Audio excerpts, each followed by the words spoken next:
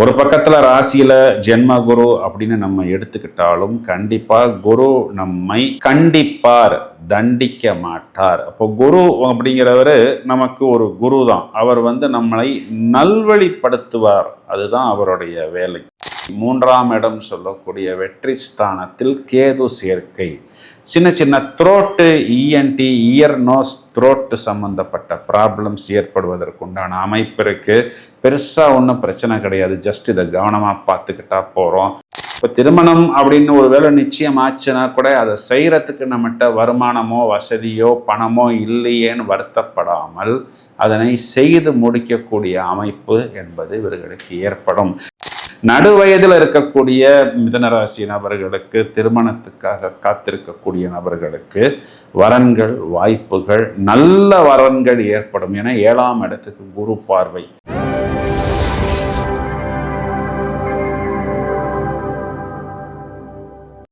Hi friends, அனைவரும் இப்பொழுது ஆவணி மாதத்துக்கு உண்டான பலன்களை விவரமாக காண இருக்கிறோம். ஆடி மாதத்தில் சுப நிகழ்ச்சிகள் பெரிதாக எதுவும் பண்ண முடியாமல் காத்திருக்கக்கூடிய நபர்களுக்கு ஆவணி மாதத்தில் நிறைய நல்ல விஷயங்கள் காத்து கொண்டிருக்கின்றன. கிரக நிலைகளை நம்ம எடுத்து பார்த்தோம் அப்படின்னா வருடாந்திர கிரகங்களில் எந்த விதமான மாற்றமும் இல்லை. மாதத்தின் தொடக்கத்தில் குரு சுக்கிரன் கூட்டணி என்பது மிதுன ராசியில் இருக்கிறது. 23 ஆகஸ்ட் சுக்கிரன் என்ற கிரகம் கடக ராசியில் சஞ்சாரம் செய்ய இருக்கிறார். பிறகு 26 ஆகஸ்ட் புதன் என்ற கிரகம் கடகராசியில் இருந்து சிம்ம ராசியில் சஞ்சாரம் செய்ய இருக்கிறார். இந்த மாதத்துக்கே சிம்ம மாதம் என்று பெயர். இதன் காரணம் சூரியன் என்ற கிரகம் இந்த மாதம் முழுவதுமே சிம்ம ராசியில் கேதுவுடன் சேர்ந்து சஞ்சாரம் செய்ய இருக்கிறார். பிறகு 12 செப்டம்பர் கன்னிராசியில் புதன் என்பவர் ஆட்சி உச்சம் மூல திரிகோண பலம் பெறுவதுடன் செவ்வாயுடன் கூட்டணியில் அமர்வதுமாக சனியின் பார்வையை பெறுவதுமாக இருக்கிறார். இதையும் தவிர மாதத்தின் கடைசியில் 15th செப்டம்பர் செவ்வாய் என்ற கிரகம் துளாராசியில் அமர்ந்து சமசப்தம பார்வையாக மேஷத்தை தனது சொந்த மனையை பார்க்கிறார். மாதத்தின் கடைசி நாள் சுக்கிரன் என்ற கிரகம் 16th செப்டம்பர் சிம்ம ராசியில் இருக்கக்கூடிய கேதுவுடன் கன்ஜக்ஷன் சேர்க்கையாக இருக்கிறார். இந்த மாதம் முழுவதுமே வக்ர சனி என்பவர் மீனத்தில் இருக்கிறார் என்பதுதான் இந்த மாதத்துக்குண்டான கிரக நிலைகள். முதலில் பலன்களை பார்ப்போம், பிறகு ஆவணி மாதத்துக்குண்டான சிறப்புகளை காண்போம். மிதுனராசியை எடுத்துக்கொள்வோம். இந்த மிதுனராசிக்கு பலன் சொல்வதற்குத்தான் ரொம்ப நேரமாக காத்து கொண்டிருக்கிறேன். ஏன் அப்படின்னா இவர்களுக்கு நிறைய நல்ல பாசிட்டிவான விஷயங்கள் இந்த ஆவணி மாதத்தில் இருக்கு. ஒரு பக்கத்துல ராசியில ஜென்ம குரு அப்படின்னு நம்ம எடுத்துக்கிட்டாலும் கண்டிப்பா குரு நம்மை கண்டிப்பார், தண்டிக்க மாட்டார். அப்போ குரு அப்படிங்கிறவரு நமக்கு ஒரு குரு தான். அவர் நம்மளை நல்வழிப்படுத்துவார். அதுதான் அவருடைய வேலை. இவர்களுக்கு ஒரு பெரிய பிளஸ் என்னன்னா, ராசியில் முதலில் சுக்கிரன், பிறகு 2ஆம் இடத்தில் புதன் சுக்கிரன் கூட்டணி, அப்புறம் புதன் 3ஆம் இடத்துல. இப்போ இதனுடைய பலனை எடுத்துக்கிட்டோம் அப்படின்னா மிதுன ராசிக்காரர்கள் இதனால் வரைக்கும் ஒரு டல்லா, எதையோ இழந்தது போல், எதையோ பறி கொடுத்தது போல் இருந்த நபர்கள் எல்லாமே பார்ப்பதற்கு ஒரு பொலிவாக, ஒரு அட்ராக்ஷனாக, ஒரு எனர்ஜெட்டிக்காக, பளிச்சுன்னு ஒரு தோற்றத்தில் ஒரு நல்ல ஒளிவட்டம் நிரம்பியவர்களாக இருப்பார்கள். அப்போ இதனால் என்ன கிடைக்கும் அப்படின்னா, நம்மை பார்க்கக்கூடிய நபர் நமக்கு ஒரு ஒர்க்கு, ஒரு ஆர்டர் அப்படிங்கிறத நம்மக்கிட்ட கொடுப்பார். அப்போது இந்த சுக்கிரன் 2ஆம் இடத்துக்கு வரும்போது இவர்களுக்கு வாக்குஸ்தானத்தில் புத்திசாலித்தனம், ஈர்ப்பு, புத்திசாலித்தனத்துக்கான புதன், ஈர்ப்புக்குண்டான சுக்கிரனின் கூட்டணி அப்படிங்கிறதுனால நிறைய பேரை நாம் ஈர்க்கக்கூடிய அமைப்பு என்பது நமக்கு கண்டிப்பாக ஏற்படும்.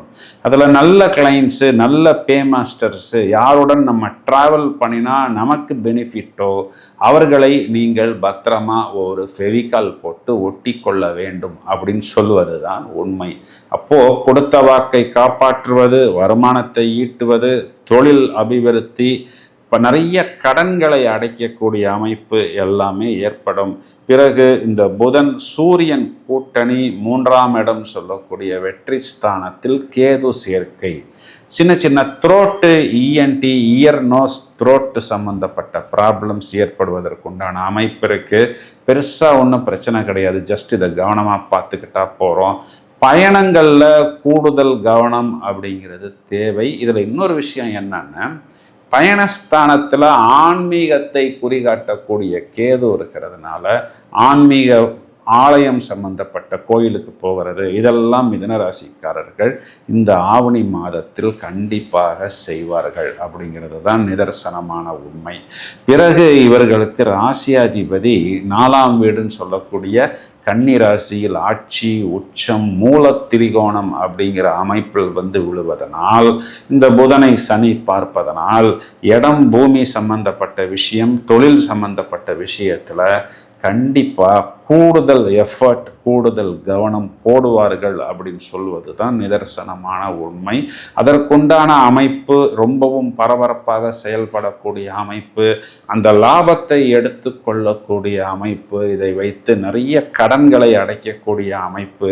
4ஆம் அதிபதி 4ஆம் வீட்டில் ஆட்சினால இடம் பூமி வாகனம் வாங்குவது, ஏற்கனவே இருக்கக்கூடிய இடம் பூமி வாகனத்தை புதுப்பிப்பது, ஒரு பொலிவு ஏற்படுத்துவது, ஒருவேளை அதை வாடகைக்கு விடணும்னா வாடகைக்கு விடுவது, அதன் மூலம் ஒரு கம்ஃபர்ட், ஒரு சமாதானம், ஒரு சாட்டிஸ்ஃபேக்ஷன் ஏற்படக்கூடிய அமைப்பு அனைத்துமே இவர்களுக்கு ஏற்படும். இப்போ இந்த புதன் சுக்கிரன் இங்கு 3ஆம் இடத்தில் 9ஆம் இடம் பாக்யஸ்தானத்தை பார்ப்பது, 9ஆம் இடத்தில் இருக்கக்கூடிய ராகுவை சுபக்கிரகம் குரு பார்ப்பது, புதன் பார்ப்பது, பாக்கியங்கள் இவர்களுக்கு நிறைய விதங்களில் ஏற்படும். இந்த 9ஆம் இடம்ங்கிறது அதிர்ஷ்டஸ்தானம். அப்போது இவர்களுக்கு ரொம்ப நாளைக்கு அப்புறம் ஒரு லக் அப்படிங்கிறது இவர்களுக்கு கண்டிப்பாக ஏற்படும். புத்திரஸ்தானத்தை குரு பார்ப்பதனால் குழந்தைகள் சம்பந்தப்பட்ட விஷயத்தில் அபிவிருத்தி, சுபபலன், வயதை அனுசரித்து வேலை வாய்ப்பு, வெளிநாட்டு பயணம், இல்லைன்னா கல்வி சம்பந்தப்பட்ட விஷயம், சுபகாரியங்கள், திருமணம். இப்போ திருமணம் அப்படின்னு ஒரு வேளை நிச்சயம் ஆச்சுன்னா கூட அதை செய்கிறதுக்கு நம்மகிட்ட வருமானமோ வசதியோ பணமோ இல்லையேன்னு வருத்தப்படாமல் அதனை செய்து முடிக்கக்கூடிய அமைப்பு என்பது இவர்களுக்கு ஏற்படும்.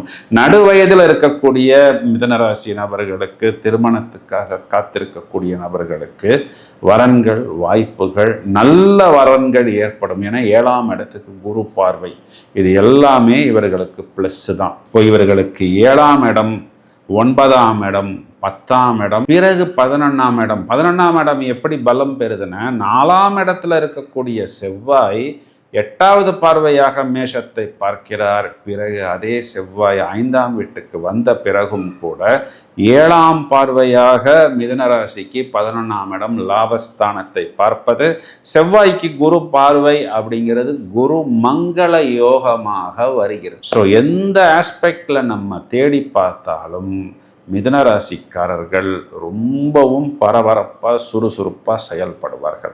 ரொம்ப தேடி தேடி பார்க்குறோம் ஏதாவது ஒரு நெகட்டிவ் பாயிண்ட்டு அப்படின்னா, இவர்களுக்கு சாட்டானுடைய 10th ஆஸ்பெக்ஷன் 7ஆம் வீட்டுக்கு வருகிறது, மார்ஸனுடைய 4th ஆஸ்பெக்ஷன் 7ஆம் வீட்டுக்கு வருகிறது.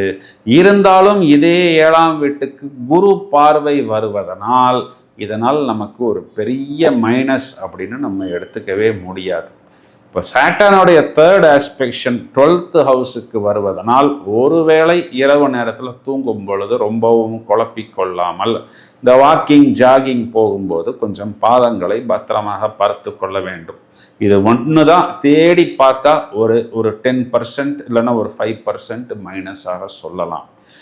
நிறைய ப்ளஸ் பாயிண்ட்ஸு இவர்களுக்கு வருமானம், தனம், குடும்பம், தொழில் அபிவிருத்தி, லாபம், பாக்கியம், குழந்தைகள் சம்பந்தப்பட்ட விஷயம், பூர்வீகம், சுகஸ்தானம், கம்ஃபர்ட், வாக்குஸ்தானம், ஈர்ப்பு, அட்ராக்ஷன் போன்ற விஷயங்களில் ஒரு ஜாக்பாட் அப்படின்னு சொல்லக்கூடிய அமைப்பில் தான் மிதுன ராசிக்காரர்களுக்கு இருக்கிறது. இந்த மாதத்தை புத்திசாலித்தனமாக பிரமாதமாக உபயோகித்துக் கொள்ளுங்கள்.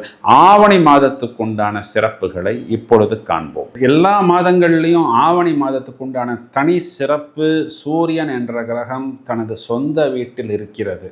ஒளி தத்துவத்தை கொடுக்கக்கூடிய இந்த மாதத்தில்தான் விநாயகர் சதுர்த்தி இந்தியாவில் எல்லா பக்கமும் மிகவும் கோலாகலமாக கொண்டாடப்படுகிறது.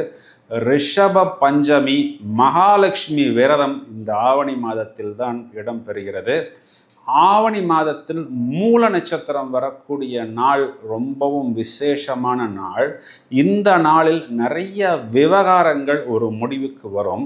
அதுவும் இந்த மூலத்தில் தனுராசிகள் சந்திரன் சஞ்சாரம் செய்யக்கூடிய அதே காலகட்டத்தில் ராசிக்கு குருவின் பார்வையும் விழும். அப்போது இதை நீங்கள் குருச்சந்திர யோகமாகவும் கஜகேசரி யோகமாகவும் எடுத்துக்கொள்ளலாம். இந்த ஆவணி மூலத்தில் நிறைய நல்ல விஷயங்களை நாம் துவக்கலாம். வாமன ஜெயந்தி அப்படிங்கிற ஒரு பண்டிகை இந்த நாளில் கொண்டாடப்படுகிறது. அது பார்த்தோம்னா நிறைய இந்த விவாகங்கள், சுப முகூர்த்தங்கள், சுப நிகழ்ச்சிகளுக்கு ஒரு பிரமாதமான நாள். இதையும் தவிர நிறைய கிரக பிரவேசங்கள், பூமி பூஜை எல்லாம் இந்த நாளில் செய்யலாம். இதே ஆவணி மாதத்தில் தான் திருவோண நட்சத்திரம் வரும்பொழுது இந்த ஓணப்பண்டிகை அப்படிங்கிறது கொண்டாடப்படுகிறது. இதையும் தவிர நடராஜர் அபிஷேகம், அதாவது நாம் ஒரு தடவை இந்த நடராஜர் அபிஷேகத்தை பார்த்தோமே என்றால் அடுத்த வருடம் ஆவணி மாதம் வரும் வரை நமக்கு அன்னம், அதாவது இந்த சாதம் சம்பந்தப்பட்ட விஷயங்களில் பிரச்சனைகள், இடர்பாடுகள், இடையூறுகள் வராது அப்படிங்கிறது தான் சாஸ்திரம் சொல்லுகிறது. கௌரி விரதம் கொண்டாடப்படுகிறது. இந்த ஆவணி மாதத்தில் மாலையபட்சம் அப்படிங்கிறது தொடங்குகிறது. அப்போது பித்ருக்களுக்கு பூஜைகள் செய்வது இதெல்லாம் இந்த மாலையபட்சத்தில் வருகிறது. இதில் மகாபரணி, மத்தியாஷ்டமி அப்படின்னு சொல்லக்கூடிய 2 சுப தினங்கள் வருகிறது. இந்த நாட்களில் நம்ம அந்த பித்ரு பூஜைகளை கண்டிப்பாக செய்ய வேண்டும். 27th August Vinayagar Chaturthi, 5th September இந்த திருவோண பண்டிகை எல்லா பக்கமும் கோலாகலமாக கொண்டாடப்படுகிறது. நண்பர்களே, நாம் பலன்களை மேலோட்டமாக பலன்களாக சொல்லாமல் ஜோதிட ரீதியாக விளக்கங்கள் கொடுப்பது என்பது ஒரு உயர்நிலை புரிதல் ஏற்பட வேண்டும் அப்படிங்கிறது தான் இந்த பதிவின் மைய நோக்கம். இந்த பதிவை நீங்கள் உங்களது நண்பர்களுக்கு ஷேர் செய்யுங்கள். நிறைய ஜோதிட தகவல்கள் இப்பொழுது நாங்கள் கொடுப்பதற்கு தயாராக இருக்கிறோம். அடுத்து சுக்கிரன் கேது சேர்க்கை இருக்கிறது. அடுத்து சுக்கிரன் நீசம் பெறப்போகிறது. நீசம் பெற்ற சுக்கிரனுக்கு சனி பார்வை என்பது ஏற்பட போகிறது. தொடர்ந்து இணைப்பில் இருங்கள். Thank you friends.